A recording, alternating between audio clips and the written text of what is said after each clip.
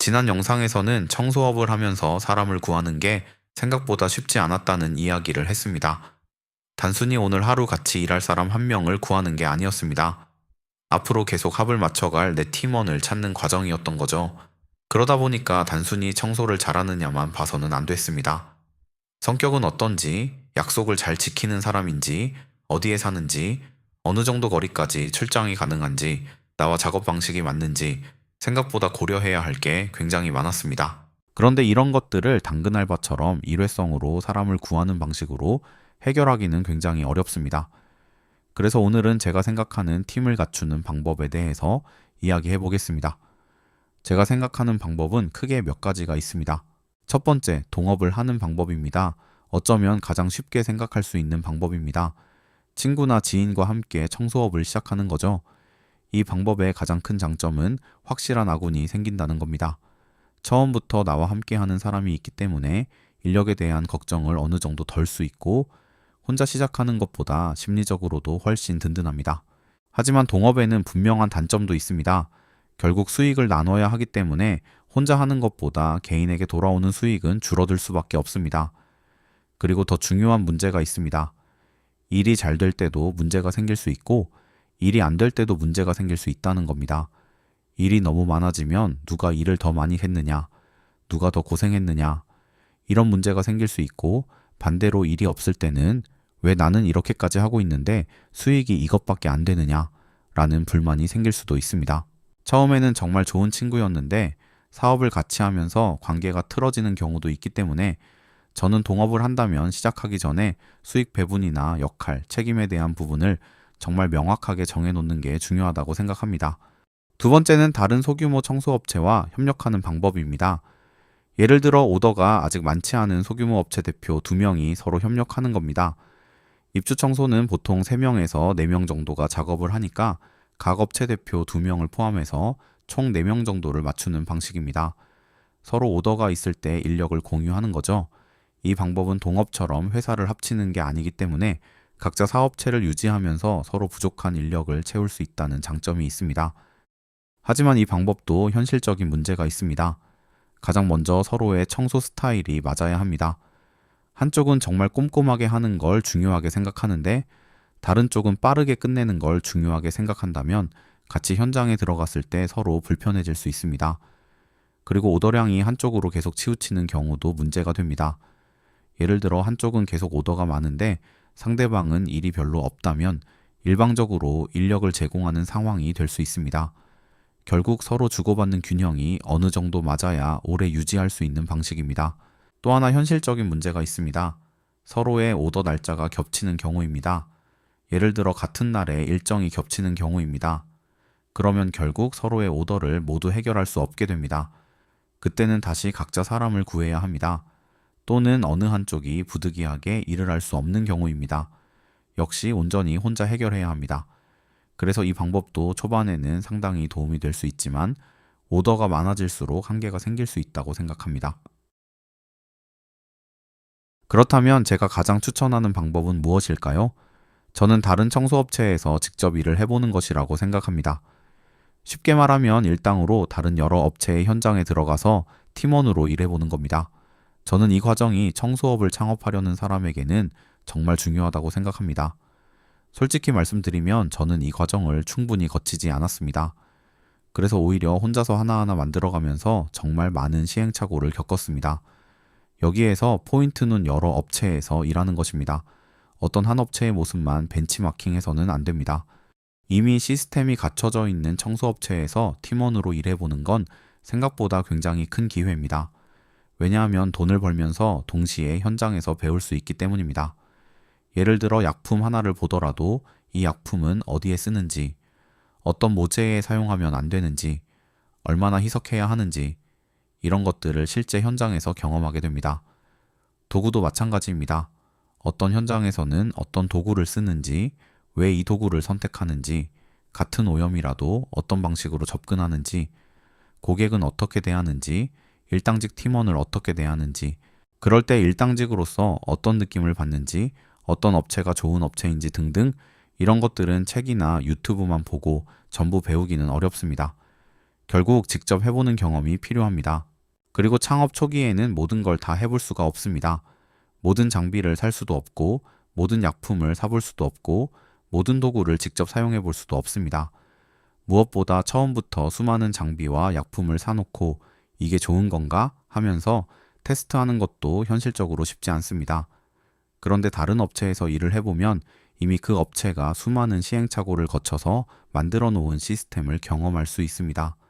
쉽게 말하면 남이 몇 년 동안 겪은 시행착오를 현장에서 직접 배울 수 있는 겁니다. 저는 이게 정말 큰 기회라고 생각합니다. 물론 여기에는 한 가지 전제가 있습니다. 저는 다른 업체에 들어가서 배우는 과정이라면 정정당당하게 해야 한다고 생각합니다.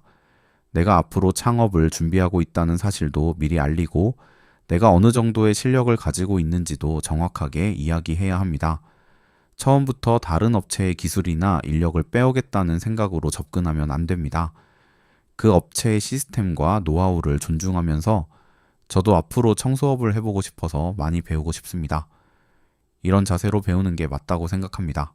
그리고 이 과정에서 얻는 게 청소기술만은 아닙니다. 제가 생각하기에는 오히려 사람을 만나는 게 더 중요할 수도 있습니다.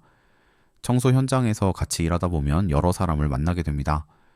오늘 같이 일한 사람, 다음 주에 또 만난 사람, 어떤 현장에서는 다른 팀과 같이 일하게 될 수도 있습니다. 그렇게 사람을 만나면서 이 사람은 나랑 잘 맞겠다. 이 사람은 책임감이 좋구나. 이 사람은 청소는 정말 잘하는데 이런 부분은 조금 안 맞는구나. 이런 걸 하나씩 경험하게 됩니다. 그게 결국 나중에 내 팀을 만드는 밑바탕이 됩니다. 청소업은 결국 사람이 하는 일이잖아요.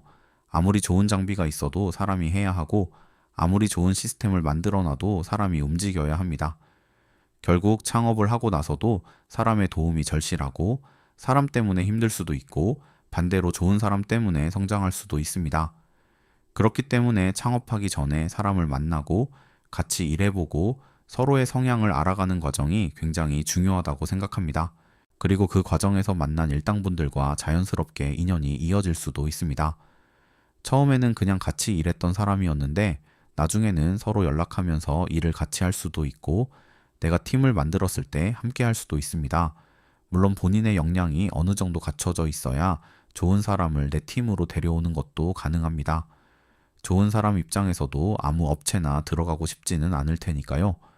그래서 처음부터 나는 좋은 사람만 구할 거야 라고 생각하기보다는 내가 먼저 좋은 팀원이 될 수 있는 사람이 되어야 한다고 생각합니다. 그렇다고 너무 겁먹을 필요는 없습니다.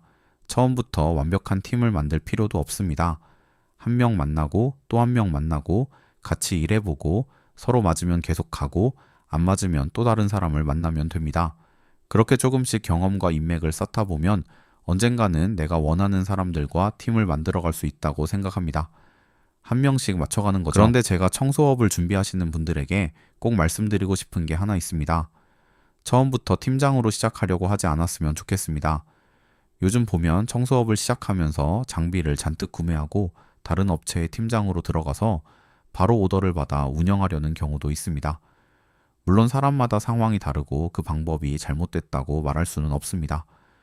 그런데 제가 생각하기에는 그렇게 시작하면 정작 중요한 내 팀과 내 오더를 만드는 과정을 놓칠 수 있습니다. 내 팀이 없는데 팀장이 되고 내 오더가 없는데 팀을 운영하려고 하면 결국 하청 오더에 의존하게 될 가능성이 높습니다. 그리고 그렇게 되면 내가 원하는 방식으로 팀을 만들어가는 것도 쉽지 않습니다. 청소 실력 역시 마찬가지라고 생각합니다. 처음부터 나는 팀장이고 사장이니까 직원들이 청소하면 된다 라고 생각하기보다는 내가 아직 부족하고 배워야 한다는 걸 인정하는 것부터 시작해야 한다고 생각합니다. 저 역시 처음에는 많이 부족했습니다. 지금 생각해보면 그 부족함을 인정하지 못했던 부분도 있었던 것 같습니다. 그런데 직접 현장에서 부딪히고 사람들과 같이 일하고 실수도 하고 배우면서 조금씩 실력이 생겼습니다. 그리고 그 과정에서 사람을 만났고 그 사람들이 결국 나중에는 제가 팀을 만들어가는데 중요한 인연이 되었습니다. 그래서 저는 청소업 창업을 준비한다면 창업하기 전에 다른 업체에서 충분히 일해보는 것을 추천합니다. 단순히 돈을 벌기 위해서가 아니라 청소를 배우고 시스템을 배우고 사람을 배우고 무엇보다 내가 어떤 업체를 만들고 싶은지를 알아가는 시간으로 활용했으면 좋겠습니다. 저는 처음부터 이 과정을 제대로 거치지 않았기 때문에 혼자서 정말 많은 시행착오를 겪었습니다. 그래서 지금 다시 처음으로 돌아간다면 무작정 장비부터 사고 오더부터 받으려고 하지 않을 것 같습니다. 먼저 현장에 들어가서 배우고 좋은 사람들을 만나고 경험을 쌓고 그 과정에서 내 팀이 될 사람들을 한 명씩 만나볼 것 같습니다. 그리고 어느 정도 준비가 됐을 때 그때 내 이름으로 오더를 만들 것 같습니다.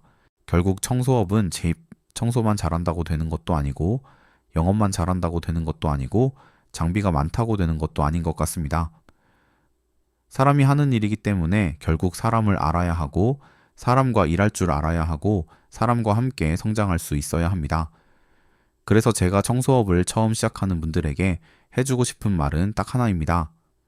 처음부터 사장이 되려고 하지 마세요. 처음에는 부족한 사람이어도 괜찮습니다. 밑바닥부터 배우고 많이 경험하고 좋은 사람들을 만나고 하나씩 실력을 쌓아가세요. 그 과정에서 만들어진 경험과 인맥이 나중에 여러분의 가장 큰 자산이 될 거라고 생각합니다. 그리고 다음 영상에서는 조금 더 현실적인 이야기를 해보겠습니다. 그렇다면 실제로 청소업체를 창업할 때 처음부터 어떤 순서로 준비해야 할까요? 제가 다시 처음으로 돌아간다면 어떤 것부터 준비할지, 장비는 언제 사고, 사람은 언제 구하고, 오더는 언제부터 받아야 할지, 제 경험을 기준으로 하나씩 이야기해 보겠습니다. 오늘 영상 내용이 공감되었거나 도움이 되었다면 구독과 좋아요 꼭 눌러주시고 다음 영상에서 또 이야기 들어주세요. 감사합니다.